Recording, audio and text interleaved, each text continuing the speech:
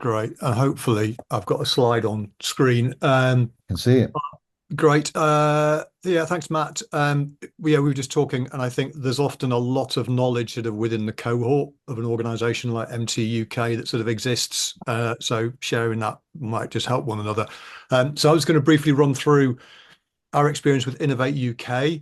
Um, they are, forgive me if you know a lot of this already, but it's a government funded sort of multi-tentacled organization designed to help sort of innovative and growth businesses. So our journey into it started by onboarding into what they call the business growth scheme, which is largely described as sort of like business support. They they aim to signpost a lot of things. Innovate UK is a big organization across grants, funding, support, universities, and so forth. But business growth is this particular scheme. I'd say we've had moderate value from it. We've had more value from other things we've done. But what it has done is open the door to a couple of grants that we've applied for and been successful with. The first one was called the RTO Catapult grant we had earlier this year, which was £15,000 worth of support. And it's really wide in terms of the type of activity you can claim that for. Everything from like market research.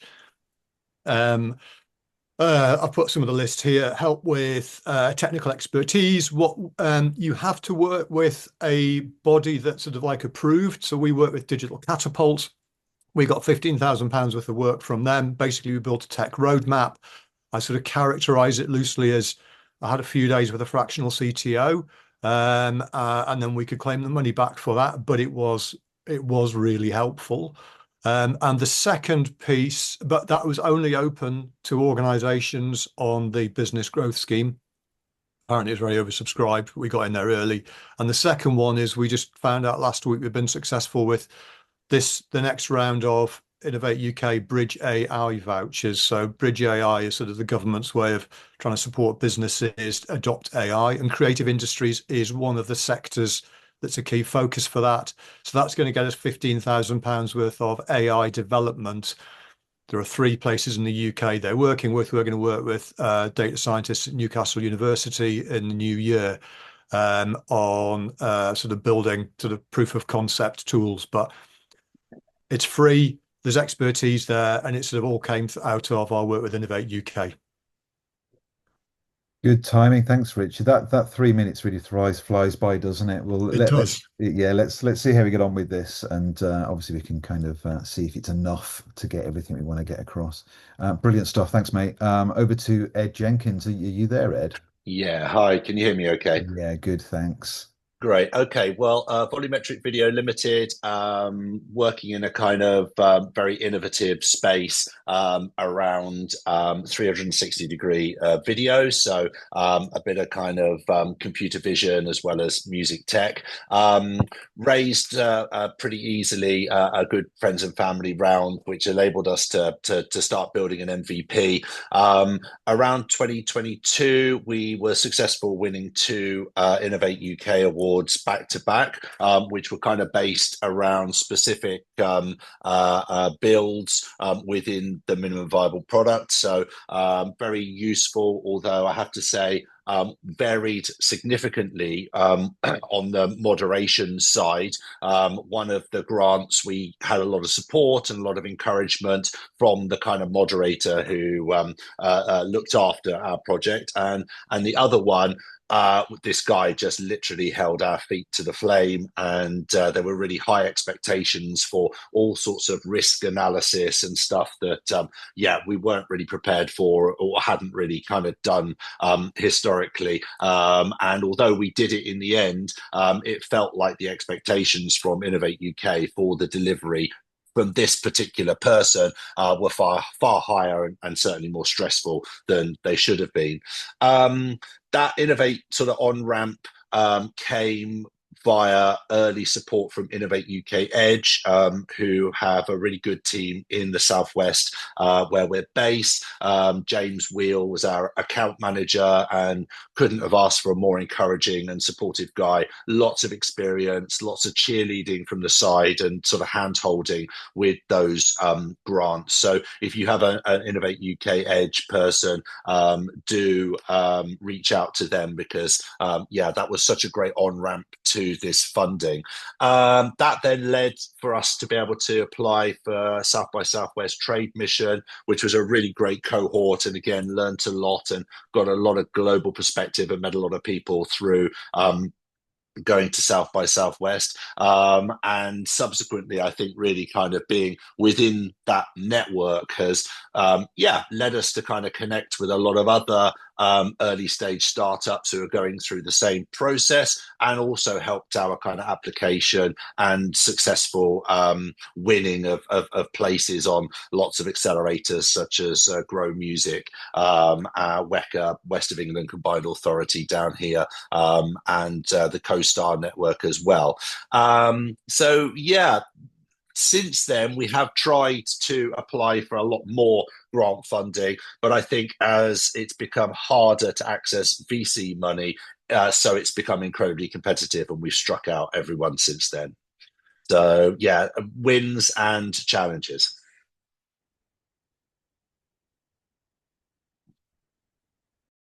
Thanks, great. That's great, Ed. Appreciate that. Over to you, Ifeanyi at SymfoMe. Are you there, Ifeanyi? Hello, Ifeanyi. I am here. Okay. My audio was actually on mute. Okay, great. I'll just share my screen quickly. Okay. So I thought I'll be talking about the Scottish Enterprise Smart Grant. It's one we got over a year ago. And I'll share the link about that in the comment section. But straight, the core details, 100K for up to 70% for SMEs based or planning to be in Scotland, with a project for up to 8 months, and application is open all year round. So there is one core thing everyone kind of asks about, like, is it really a fit? Because the Scottish government is kind of pivoting in strategy. And what we did actually was to double down on this, There is a lot in the energy space, fintech and all this stuff, but interestingly, they're also looking into how are you pushing the state of the art in whatever field you're doing. And what we double down on for our startup is like music information retrieval. So what exactly are we doing? How are we pushing the state of the art in there? And we got the funding. And I think the main thing that worked for us is really doubling down on the technical details as much as possible. They're really, really big on that. So I think that was one, and just giving it the same attention as Innovate UK application, which we have actually done that 3 times and we've not got any Innovate UK one. But we just used that, the old feedback we got from that, poured it into this, and we got that. And we just recently applied for the Smart Grant again, and we're going through the second time for a project of around the 160K thereabout. The second pillar there from technical is IP. So they really want to get a clear sense of the intellectual property around the project. So if that is clearly articulated, then that's fine. And lastly, finance. The downside from my experience is just like, honestly, Scottish Enterprise is really slow.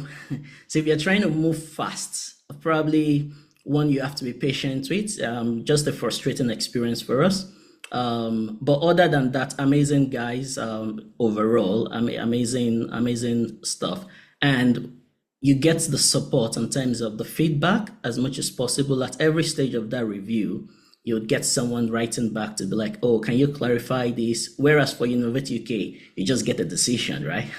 So I think that was very helpful for us, that we were able to know exactly, okay, if there is any knowledge gap missing in there, can we fill that in the middle of the application as opposed to just getting a no, So yeah, I'm happy to talk about this later on. Yeah. That's brilliant. Thank you so much for that. I'm going to hand over now. Sorry, turns out that Sarah Anderson can't do it today, so I'm going to hand over next to Ollie Moira at Maintain Altitude. UK to kick off now, Ollie. Yeah. Hello. So our journey, Maintain Altitude, making a music game, started actually with Grantify pitching us for business, saying that we could position our project in a way that could be applicable for Innovate Smart Grant. We handed over, I think, like $4.5 grand to them, and they did teach us how to do a grant application. Like they have old grant people who mark grants advising you and kind of helping you rewrite your answers. The smart grant, and I think they're phasing it out because it doesn't seem to, it's a bit too much of a catch-all. It's a bit too broad, but it seemed to be a potluck thing. The first application, I think we got like, we were a few marks off from getting it, a few points off from getting it, and you're allowed to address their issues and resubmit. We addressed their issues, again, with Grantify's helps, resubmitted, and got like 15 points lower than the first attempt. So it just does, and it took so much time. It was like 6 weeks work. It was ridiculous. But having said that, it taught us how to apply to grants, and we kept an eye on Innovate, other potential grants, because we're a fully remote studio with like 5 of us dotted all around the country. We were looking for Innovate areas or grants that, because some of them are more competitive than others, like South East and London. But if you're going up north or the Midlands, you might have a bit of a better shot. And we were successful in one of those, and it was for one aspect of our music game. We got about 100K for it, which made the whole Smart Grant debacle worth it. We also used that knowledge in applying for grants with the UK Games Fund, and got about close to 200,000 from them. And in general, it's been very helpful. I've got a CTO who has the most incredible attention to detail, more so than me, and he kind of handles it and deals with, like, there is a ridiculous level of detail that Innovate especially require. But in general, you know, I mean, it's amazing that we live in a country where you can access money like this. I've lived in countries that don't have anything like this infrastructure. So that was our particular journey. All right, cool. Appreciate it. Thanks, Ollie. That's great. Yeah, good to get the kind of the balanced view of the highs and lows there. Thank you for that. I'll just switch that off. So yeah, over to Tim Gentry at Token Tracks next. Hi, everyone. Hi, So Token Tracks, as you probably know, does Web3 software as a service, and our main platform now is a membership and loyalty platform. When we first started life, we were a music NFT marketplace. And so we made our first money by selling our utility and exchange token, which is a great way of raising capital because you don't give any equity away. It's completely non-dilutive. Raised 7 and a bit million by doing that. But it appears on the balance sheet as sales. It's sales of our native token. So we had a nice profit of 4 million in our kind of first year. And that, of course, comes with a tax bill. So I think it was that the potential for that tax bill which prompted us to look into R&D tax credits.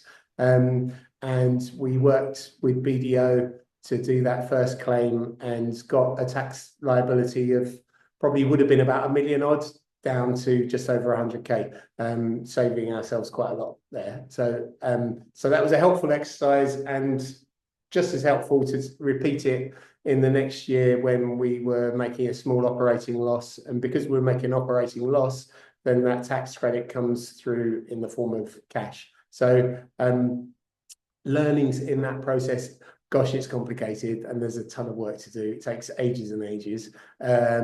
Secondly, we've done it with the help of advisors, BDO, who I think we've needed because the process is so complex, and and you can't afford to mess it up. And then third thing is, if your qualifying expenditure is in the few 100K mark, it probably makes sense to do. If it's below that, then it might be more effort than it's worth. So that's our kind of main learning on R&D tax credits. Thoroughly recommend them. Other small journeys along the way, short-term finance, credit card, business loans, useful, expensive, personally guaranteed, but there when you need it. Innovate UK, we've done one round of application and need to do some more work for the next year. And crowdfunding, not a token tracks experience, but previous experiences, don't do it unless you've got a crowd, clues in the name. And then finally, Tommy and I have set up an incubator this year, and thank you to those of you who've kind of been part of our learning experience on that. But we've now got a kind of pretty tight, tried and tested process on that. We have a 7-star diagnostic, which kind of gives us advice on all the growth measures, and then we do a syndicate raise opportunity for that. Brilliant. Thank you, Tim. Yeah, lots covered there, and yeah, good to get that feedback. So appreciate that. Over to Michael Lynn now at Creds. You there, Michael? Yeah. Hi, Michael. Yeah. So at Creds, we've raised a pre-seed, and we started raising ASAs for our seed round recently.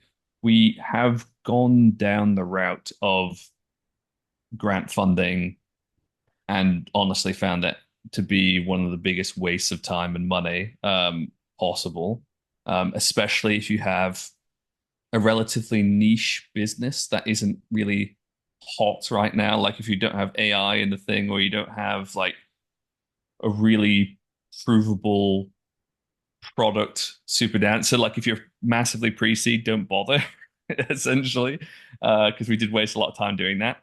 We raised from angels that understood the product a bit, the problem a bit better, and we used SEIS as a great tool for us.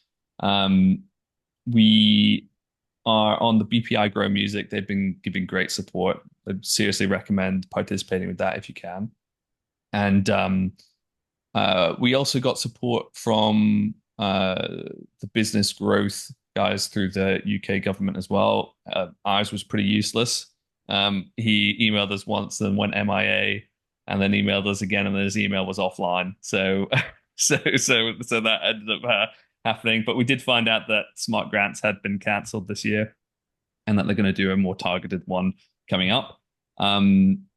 Also in the Southwest, I think I know for a fact that the government is putting some money into some VCs to help fund in that region, with Southeast, actually. Sorry, yeah, it's Southeast. So there's that coming in. But yeah, I wouldn't waste too much time with grant funding if you don't really have a really solid, provable, testable prototype stuff where you've got loads of backing and you feel comfortable about doing a grant application. And yeah, things like Grantify, you can spend a lot of money and time to not much real gain. That's our experience. That's great. Good to get the dirt there on Grantify. Appreciate that. Let me just turn that off. That's great. Thank you. Gayatri Sudhakaran at Melsonic. You there, Gayatri? Hi, everyone. Hi there. Can you hear me okay, Matt? Yeah, that's all good. All right. So the first thing I did was we applied for Innovate UK. So the Smart Grant, did not get it. And the feedback, while it came with a lot of positive feedback, they said that they didn't believe the go-to-market plan, which I hadn't quite realized was so important, the evaluation process. So within so many words that you have, the fact that it was not just about what I was proposing, but have you make money, and that had to be believable. So I learned from that. Moved on. I did then get an Innovate UK growth mentor, business growth. So it's a mixed bag. I know some people have not had good success with it. I've found it incredibly helpful. So it does depend on the person that's assigned as your mentor and how they're flexible to work with your needs. What they also do is then open up opportunities that is not available to the wider public, like trainings that happen, sessions that go on. So I found all of that quite helpful in terms of investment analysis. Just sessions designed for growth was another session, which is only accessible through your business mentor. So if you have a good mentor and they have the ear to the ground, they can share some of these with you.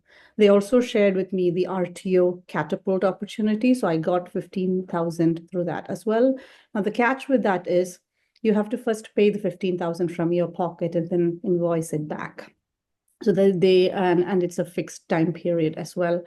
But it's been really good in terms of getting extra support through the digital catapult in London. I definitely got more than that amount's value so far.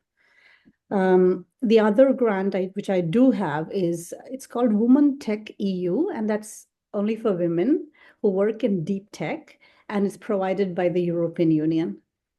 And so I know only very few women on this call, but I would recommend very strongly that if you're working in deep tech, please take a look at it. It's 75,000 euros, and there are 4 calls. And in each call, they pick 40 women, so totally 160 women. It's just closed, but they're going to reopen it, so you've not missed the train. The important thing in there, what they look for is that you have built your deep tech on first principles. That's the bit you need to look at. And every time you put an AI-based application, I'd suggest just make sure that that point is coming across clearly.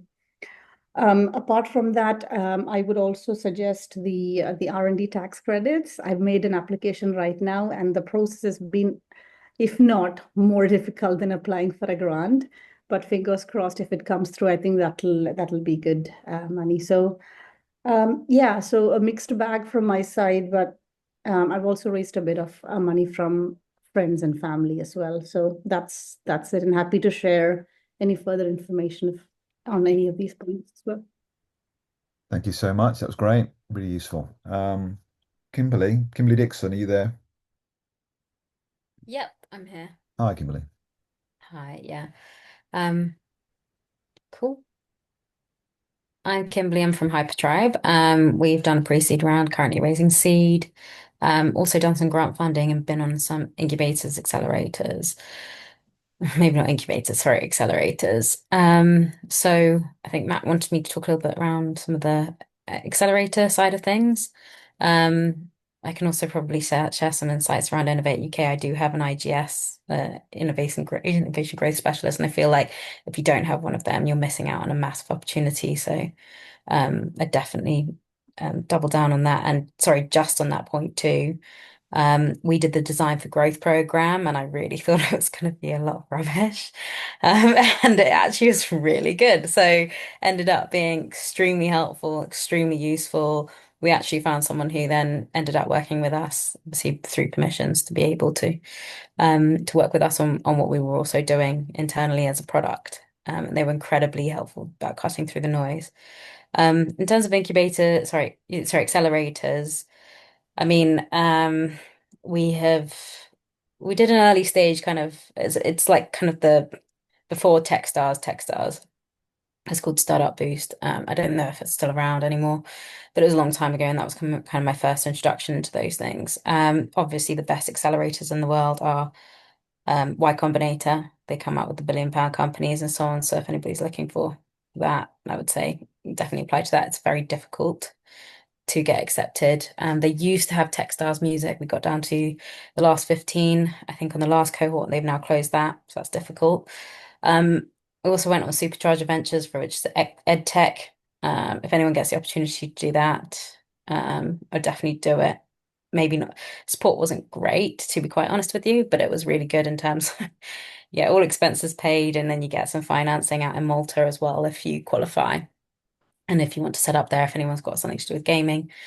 And yeah, it was a fantastic opportunity with 14 other companies. So that was quite good. But the best one I've been on is obviously Sound Hub, also Sound Invest, which is music specific. I think they've just closed their applications, but they also invest into you. But they have had ongoing support. I meet Michael every 2 weeks to discuss a few things. So They were very good at tearing apart the business and then putting it back together. I think the terms have changed. So since we were the first that they invested into as a cohort.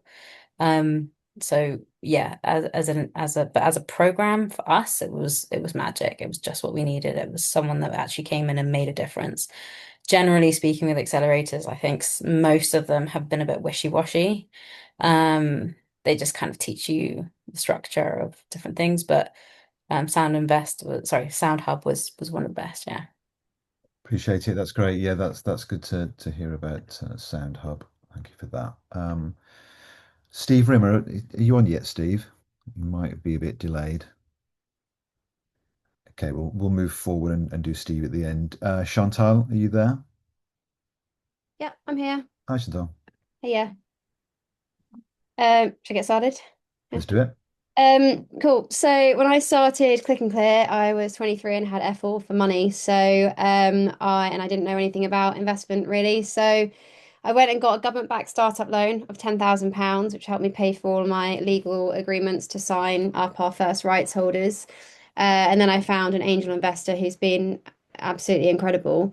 So altogether across a very wide range of different funding options, we've probably raised about 2 million since around about 2018. Some of that was from a bounce back loan. We've won 3 Innovate UK grants totaling about £250,000.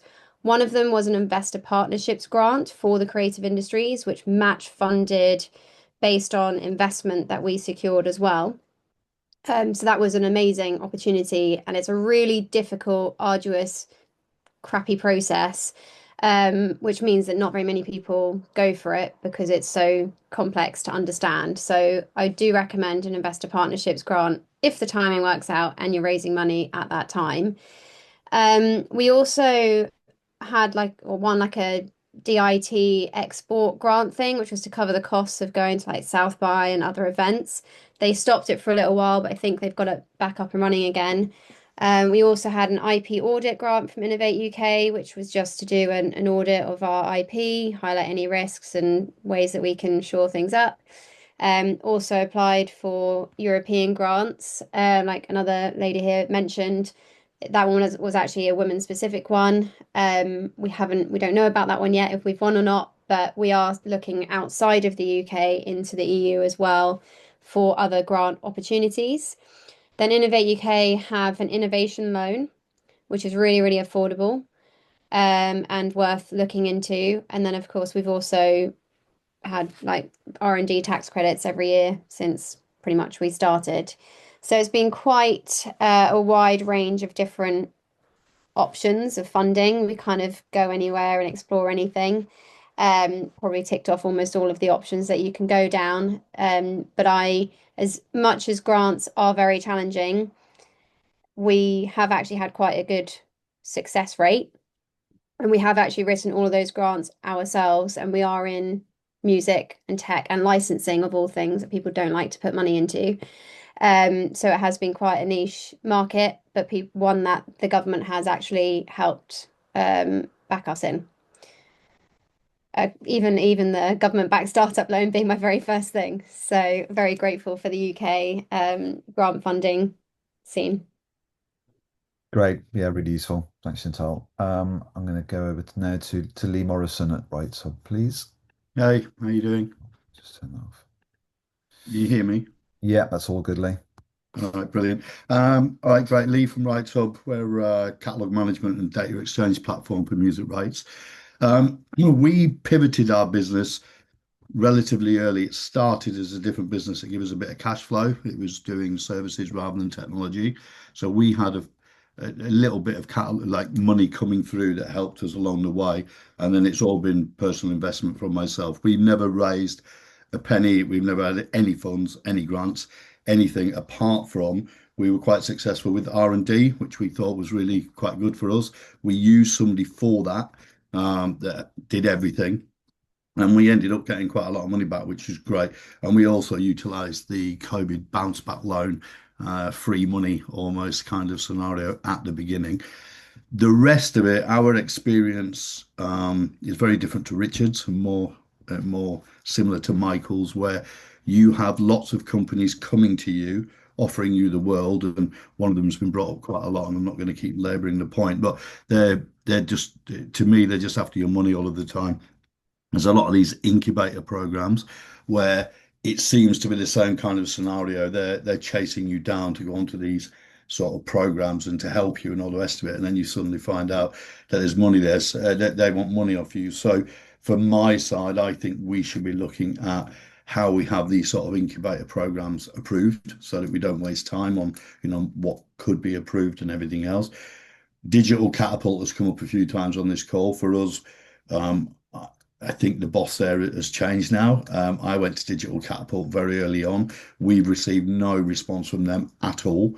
Really, really, really, really struggled to get anything back from them. And then we were looking at all of the grants and everything else. And as other people have said, they're so long and they're so complex. And for people that are not potentially geared up for doing that sort of thing, I found there was very limited support to help you get this data and information in and what was required. We were told afterwards that we could have had pre-approval and talked with somebody, so we tried on the second application and then couldn't get that. So it's kind of you're almost being told different things all of the time.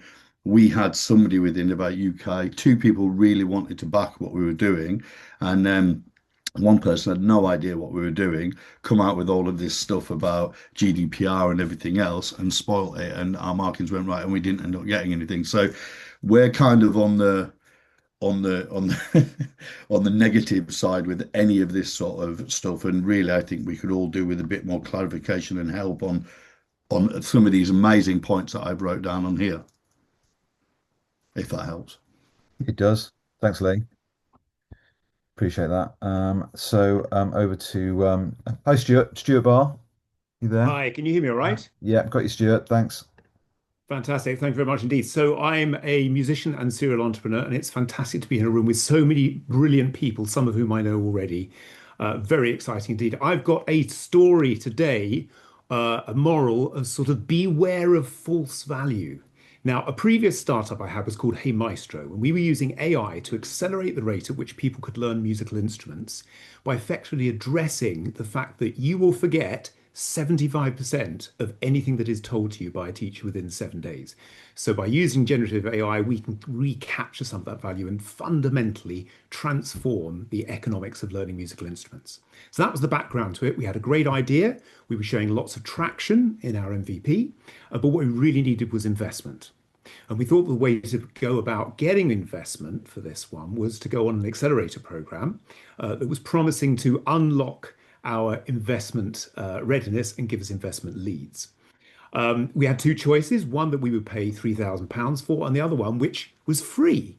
And why was it free? It was free because we ticked a series of boxes which they needed us to tick for underrepresented people. And my co-founder was registered disabled, therefore it neatly ticked their box.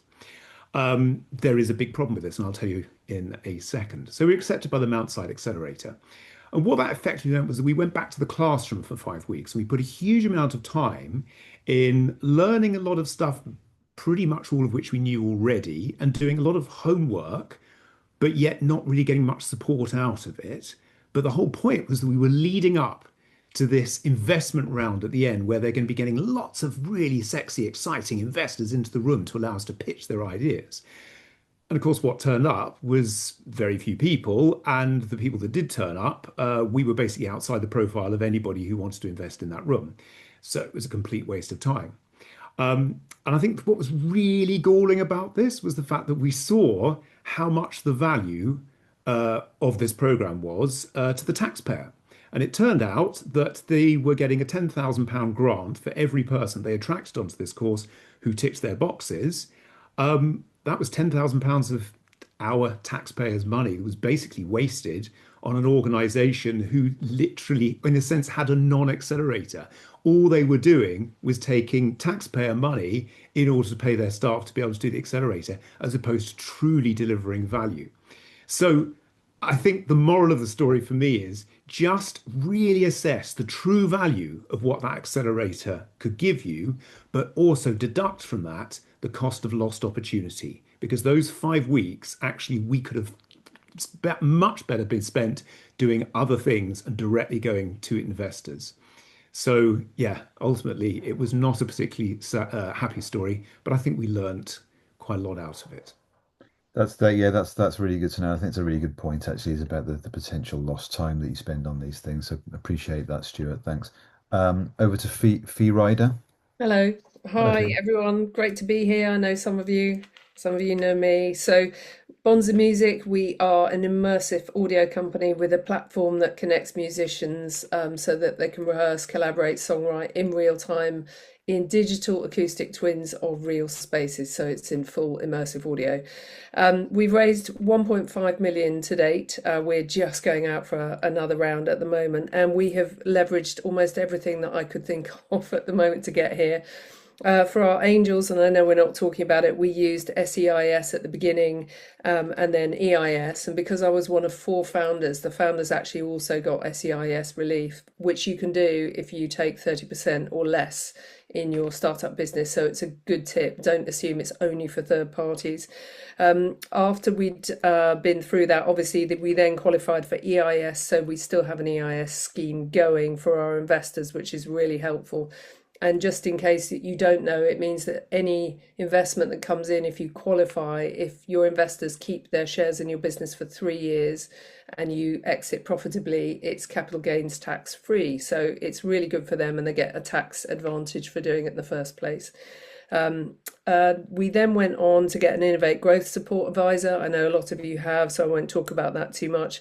We also are doing a KTP, a Knowledge Transfer Partnership, which is an Innovate UK program. It was quite onerous. The grant application form was a nightmare. It's a competitive process. And yeah, I sympathise with all of those who've tried to sit down and complete an Innovate UK application form. They're awful. But we have a knowledge transfer partnership going at the moment. We have an associate based up in York University who is there to help transfer more of the spatial audio knowledge over to us. But really what it means is we leverage the knowledge of the academic team up there who we were already working with to be able to contribute directly into our software development, which is great. We also raised 50 grand from a Bridge AI grant to develop an AI extrapolation tool. So when we measure a venue acoustically, we can extrapolate a full data set from just 2 measurements now instead of having to do 18 individually in person. And then the only other things I wanted to mention was obviously the GBIP. And also don't forget Amazon and Google. So we got $25,000 worth of tax of credits from Amazon and also $25,000 worth from Google Cloud. Both of those, we just had to basically, they had to obviously like what we're doing. We pitched, and it has meant that we've now just moved over to Amazon Web Services completely free of charge. They pay for the transfer and absolutely everything. So don't forget about those guys. And Google Cloud, if you're using anything on AI, they potentially can offer you some money as well. That's it. There you go. Thank you, Fee. That's brilliant. That's really helpful. And yeah, Chris Jones at Kifix. You there, Chris? Can't see Chris. Okay. David Harrison at Kilimanjaro. You there, David? So working all sorts of things. Hi there. How do you do? Is it working? It's going to go all over the shop. Mostly working live music, but then I did a AI role-playing game startup, which this is relevant for, so I thought I'd come in for it. So 140 grand, Angel Friends got product to market, quite good. We're making about 1-2 grand a month, needed to scale. Amazon Activate credits, like you said, brilliant. Google, brilliant. Also NVIDIA Inception, that also was also part of it. Be careful of letting your tech founders run away and spend it and experiment too much. Because we burnt through it quite quickly and we probably shouldn't have done. VCs, we're not going there, skip that. Model first in everything that I sort of seem to find. Doesn't matter how bad it looks or how much bullshit it contains, everybody wants to see the model first. Only those hearts will be listening to those sort of only people with hearts will be listening to the, I don't know, the vision, I guess. People just want to see the money. Informer Accelerator, some AI Hub did some talks for them. That was sort of exposure, really, nothing really else. AI Forge, UK money, if anybody cares about where money comes from. 20% seemed too much. They seemed into us. We didn't do it. 50 grand, I think that was. Spoke to Techstars. That seemed I thought that was expensive. We had like 3 meetings with them. The last one we just didn't get on. Maybe I had a cold. I don't know. I didn't like them. Israeli money, if that means anything to anybody, means something to my Moroccan developers. Who else? Hotbed Expand. That was just pitches, endless pitches, like conversations like this, just about pitches. It was fucking boring. Sorry. Grantify, independent grant writers, not Grantify themselves, but independent grant writers exist that cost about half as much.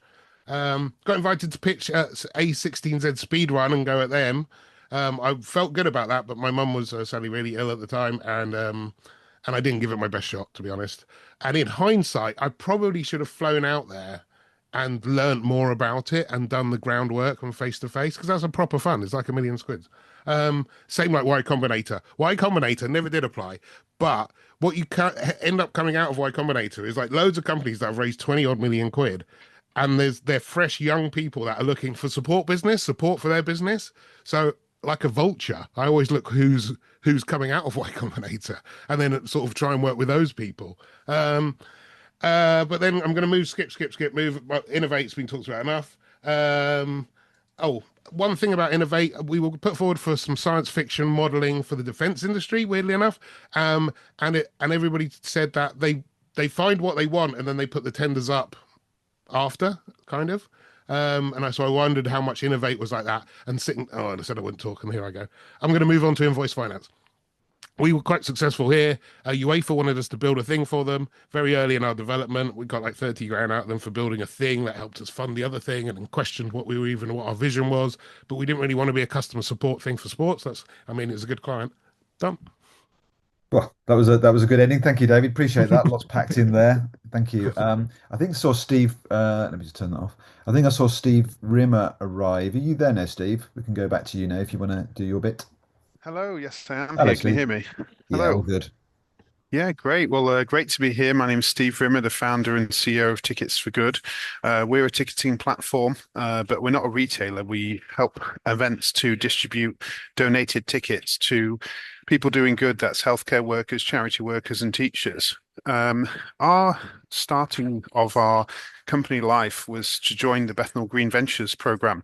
Back in 2019. So that's at the time it was Europe's largest Tech for Good accelerator and Tech for Good fund, Bethnal Green Ventures, and we created our company to join that program. And it was a really positive program at the time. They put in 20k of cash and 20k of services it cost us to participate. I think that's changed quite substantially now, a long way up.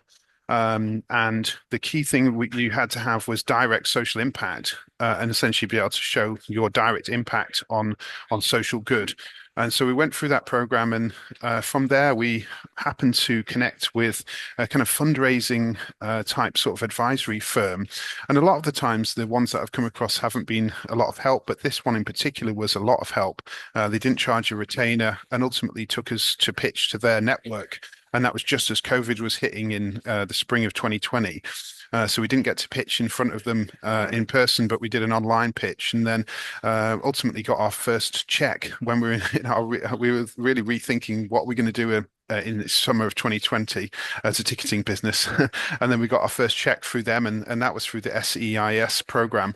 And I definitely say that our early check writers in private finance, that was a real key element that they required, was the SEIS status, which has gone up from 150 to now 250. And that's a really kind of like great tax rebate. So SEIS, and also understanding the EIS process as well, which we're still using to this day for private investors. And we've just taken on private investment using a basic subscription form, which we originally were given the template from that original advisory firm.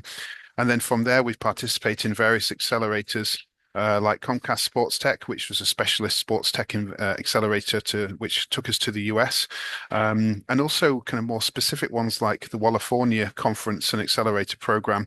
And we actually ended up winning that program in 2023. And through that, have developed a partnership and eventually got investment from Lean Square Ventures, which are a specialist music tech fund. So I think I've definitely seen similar versions of accelerators not being a huge amount of help, but have also benefited from ones that have been really good.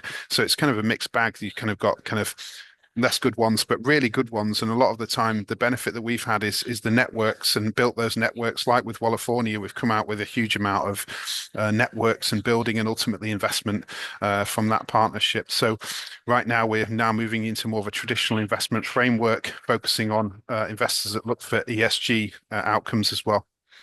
That's brilliant. Thank you so much, Steve. Thank you. We've actually gone through all our speakers now, but we've got about 8 minutes left. So maybe what would be nice is open it up for questions. If anyone's got anything you want to kind of clarify from the speakers we've got immediately got a raised hand there from Michael. Over to you. Yeah, I forgot to talk about our experience with accelerators. We went on a couple. We did an Imperial College accelerator that didn't seem very organized at all, and it made us actually incorporate the business really early. So we then had to explain why we started in 2021 and hadn't actually built a huge amount, because we incorporated during ideation phase, and we ended up having to change the name of the company, which is kind of annoying. But we worked with the Founders Institute, which is an accelerator that sometimes gets a really bad rap and sometimes people get really good stuff out of it. With a lot of those accelerators, you get out what you put in. So if you network like crazy amongst them and really go to everything, you can get quite a lot out of it. But sometimes it does feel like you're just doing stuff that you already know. So you just have to have a look at the curriculum and also the network that's attached to it, and choose off of that. Got raised hands from Rich. Yeah, just one thing I sort of, because I didn't do a run through on mine, forgot to mention, relevant to other people's subsequent comments. Those two Innovate UK grants we've had, they're both currently no longer available because Innovate UK funding is basically sort of stopped for the time being. But I think my takeaway is it's worth trying to get on the business growth scheme, because if you do find a growth specialist that can signpost these things as and when they come up, it's just because otherwise you have to go through your emails with a fine-tooth comb to catch these things. It's easy to miss it. And while they were modest grants, they were probably correspondingly easy to apply for as well. So it wasn't quite as many hoops to jump through. Thanks, Richard. Kimberly? Sorry, just one thing to add about accelerators. Obviously, look at the fees too. I mean, if there is any that are attached to them. Yeah, I mean, I think that's just probably one thing that needs to be weighed out. I'm of the understanding of, you should apply for everything and then you can say no at least. But just doing your due diligence on that and making sure that it's there. And also we did actually, I forgot, we did use Grantify in 2022 as well. And it is probably the only thing that I probably regret, because although we came out with a really strong application, I used that application again and again and again, we always hit like 2 points below the pass rate, or even if once we got the pass rate, but they divvy up the funding based on the allocation. Yeah, it just wasn't really worth it. And a lot of the grant side of things, we now get to the point where we just don't bother. But the GBIT is good to meet, the network and so on. Did one of those for Slash, yeah. It's good fun. I can't see how to put up my hand. It's Lee Morrison. So I can't see it I'm meant to be a tech guy. Just a quick one that I forgot. Part of the reason I said about how we set up, we were set up in 2016, and then our whole SEI, when we pivoted the business, I spoke to the tax office, and because we changed totally what we were doing, our company name is different to the product name. We had a client through beta testing, and they wouldn't allow us to then change that and be eligible for SEIS. So we're still eligible for EIS, but because of the years that have gone by, so it's something that people should probably watch out for, that SEIS stops being applicable after, I can't remember how many years it is, but yeah, it didn't help us in certain areas, and they weren't very helpful, the tax office either, because of that. Got 4 minutes left. Anything? Anyone anyone want anything clarifying from any of us, what any of our speakers have spoken through today? Just in person, just meeting people in person over through cold applications. I've just found so much more successful.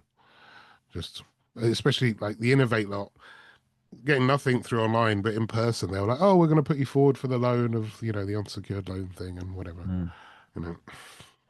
It's a good point. I mean, one of the things that we're looking to do, we did some roundtables that a few of you attended with Innovate UK a couple of weeks ago, and that really was for them to kind of discover what the music tech sector needs in terms of support, and ongoing kind of benefits and the kind of things that they can partner with us around to provide a more useful specific service for the music tech sector. So we're doing some engagement with them to kind of try and help them and partner with them more next year to make sure that we can get some benefits through from that partnership to members. But there's also more that we could do with other bodies as well. So we've talked about Digital Catapult already today. I think there's possibly we could do something similar with them where we try and get them a bit more in front of our members to learn about what you need from them, how you could work with them a bit more closely. We did an accelerator program with them last year, and there might be more of those kind of things coming up, but it's just all about how we can kind of make it as relevant for members as possible. And then one other thing that I wanted to kind of raise on this call is Music Futures, which is the cluster that's been developed around Liverpool, particularly Liverpool University and City Council. They've got some funding through from UK Innovate UK, and they're developing a lot of infrastructure in the coming year around building a music tech and music innovation industry up in the north of England. So we're getting really involved with that. We don't quite know where that's going yet. They don't probably know a great deal about where it's going either. I think they'll even admit that themselves. But there is the investment there and there's the opportunity to do stuff. So that's something also that we're getting involved in. And again, there might be opportunities. For us, we're looking to kind of build more hubs up in the north of England on the back of this kind of thing. So that's something that we're doing. And obviously that's particularly relevant to our members up in that part of the UK. But it's something that could have funding opportunities could come through from that as well. So if anyone's interested in that and are based around the Liverpool region, do give me a shout to me who make some introductions. We've got 1 minute left. Any other comments or thoughts before we clear off? I'll just chime in.